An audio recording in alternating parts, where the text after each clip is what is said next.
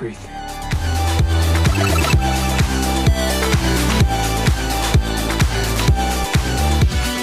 Welcome back to The Strongest Guild on YouTube. What's up guys, Soul here, and 100 Years Quest has become so convoluted and so ridiculous that I don't even know where to begin. I told you jokingly in my last 100 Years video, Soul Eater over here takes Natsu's soul. Guess what? This new ghost dragon villain thing literally eats Natsu's soul. Mashima, is Atsushi Okubo getting compensated for you using Soul Eater panels? Or... Well anyways, the Volume 4 100 Years Quest cover just released, and oh boy do I want every single 100 Years Quest volume now. Good news for us, global.bookwalker.jp is releasing every volume of 100 Years Quest, and you can get them all $5 off when you use my code SOULLANDY, link in the description. Don't ask where you can read 100 Years Quest, because I just told you. Well, what should we talk about first? Zeref and Mavis getting married, Natsu dying, Zeref doing it with a lolly and having kids? Oh, Natsu's dad still being alive. Well, sit back and relax, kiddos, because we have to talk about all of this insanity. But really quick, I thought I'd show you the extremely rare Fairy Girls postcards that I spent about, I don't know, the last 10 years trying to get. That's right. These Fairy Girls postcard sets released around 2010-2011 and are insanely difficult to find now, making them worth a lot of money. And I have two brand new, unopened sets that I thought I'd share with you all today.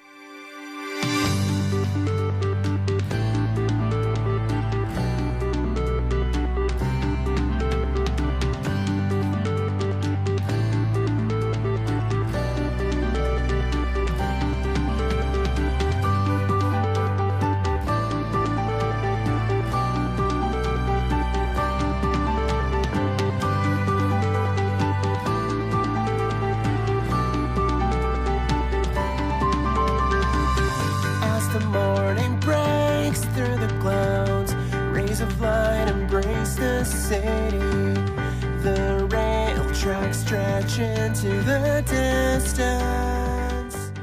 Now these were images Hiro Mashima had drawn for a Japanese magazine around 2009, featuring a ton of breathtaking artwork of the girls in their swimsuit. Lucy, Urza, Juvia, Kana, Ultir, Mira, you name it, they're all featured in these sets. Even Meredi with some thigh highs and no hair ornament. I mean, it's pretty cool seeing Mashima's characters in different outfits that we haven't really seen before. My favorite are the Lucy and Urza swimsuit pinups that were actually made into real figures, which I also own. But yeah, these sets were absolutely beautiful. I love the cover art. The amount of old school fairy tale stuff that is just so rare nowadays, I'm lucky enough to own a lot of it, but it was a pain in the ass to try and get a hold of because most of the stuff sold out super quickly in Japan during Fairy Tale's prime. The coolest FT goods were never mass produced. These epic frames that you've seen on the channel or on Twitter at @soul_animation, go follow me there, the posters, the artwork, most of them only had less than 100 made, so you can imagine how much original brand new Fairy Tale stuff still exists in Japan since most of it isn't even made anymore. Basically not very much, and it's super hard to find. Like, you have to find an avid Fairy Tale collector or really know where to look in Japan to find this old school stuff, and it is very, very expensive. But yeah, this was a pretty wild chapter of 100 Years Quest because it kicks off with Natsu's soul being eaten, and we see him with white anime eyes, like it literally says that he has died. But apparently he wakes up in some sort of heaven, and the first person he sees, you guessed it, his brother Zeref. A pretty bizarre way to start the chapter, to be honest, and it was quite an unsettling development. I was shocked. I mean, I couldn't believe it. Like, I've honestly been thinking of making a video about Zeref returning lately because I really thought he would, and now he's already back, so that's not happening. According to their conversation, Zeref has died, but he isn't in heaven or hell. Honestly, I felt some strong Snake Way, Dragon Ball, Otherworld vibes with all the clouds. I mean, Akira Toriyama was a major influence on Hiro Mashima, so I wouldn't doubt it, to be real with you. And on to my favorite part of the chapter, Mavis showing up and Natsu hugging her, but his brother Zeref telling him to stop clinging to his wife. Zeref protective of Mavis is all I ever wanted. Both of them married. Like, while I was marathoning the final fairy tale season, I dove a little deeper into Mavis and Zeref's backstory and really the core story of fairy tale without all the fluff, without all the nonsense. It's about two immortal lovers, Mavis and Zeref, who are doomed to this world where everyone else has been killed by a non-immortal, all-powerful psychopath being Agnologia, who will torture the lovers for eternity with no chance of escape. That is the disturbing fate of Mavis and Zeref if no one ever stops Agnologia, because Zeref isn't strong enough to stop him, but he and Mavis are immortal enough to suffer forever. And you know, it made me so sad that this is the core story of fairy tale. And you know, people see how childish the anime is, but they don't take a closer look at what it's all really about. And it's about Mavis and Zeref and their suffering and the fact that they could just be tortured forever. Because I think back to that manga panel where they're both naked standing in the river, hugging each other, and you know, thinking that if nobody saves them, they're gonna suffer forever. They're gonna be tortured by this psychopath.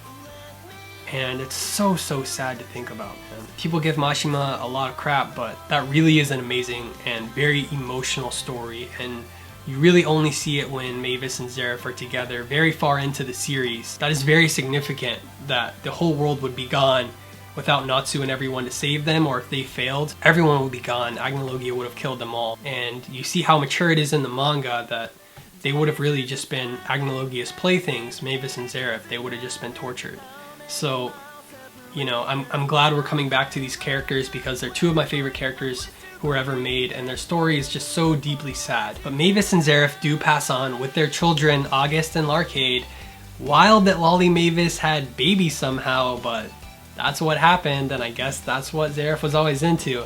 But we soon learn that all of this is possibly in Natsu's mind, and it's kind of real, I guess. We don't know exactly where Mavis and Zeref's souls are, but I do think we will touch on that again in 100 Years Quest, and I really want to be talking about Mavis and Zeref again on the channel. It was pretty funny when Natsu said that he imagined heaven with fire and dragons everywhere, and Zeref said that sounds like hell though. That was pretty funny. That was a good one. Though a dragon did appear, Natsu's symbolic father Igneel returns and Natsu begins to cry.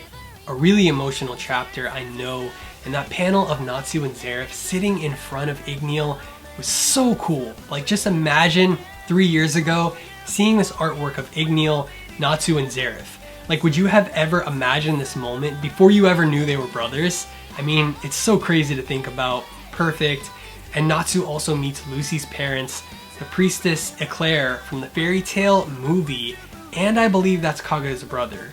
Very strange. This small panel of characters honestly tells me that there's so much more that Mashima could do with this story than just creating new dragon slayers. Like, there are hundreds of characters that he's already created that we'd love to see return. So many different avenues he could go down with the story. And I can only hope that Mashima will transition away from this eventually, the whole Dragon Eater thing. But Natsu does come back to life, I think, in the end, and that's really the end of the chapter. Now, we'll see what happens next. I don't know yet. I will be posting those Fairy Girls art cards on my Instagram and Twitter at soul_animation if you want to see more. Don't forget to check out the new fairy tale series Heroes, which you can see my video on right here. And Mashima is heating up right now. 3 series being published at the same time. Subscribe if you want to keep up to date. Click that bell and get ready to see the rarest NaLu art piece in the world coming soon to the channel. I'm just getting fired up.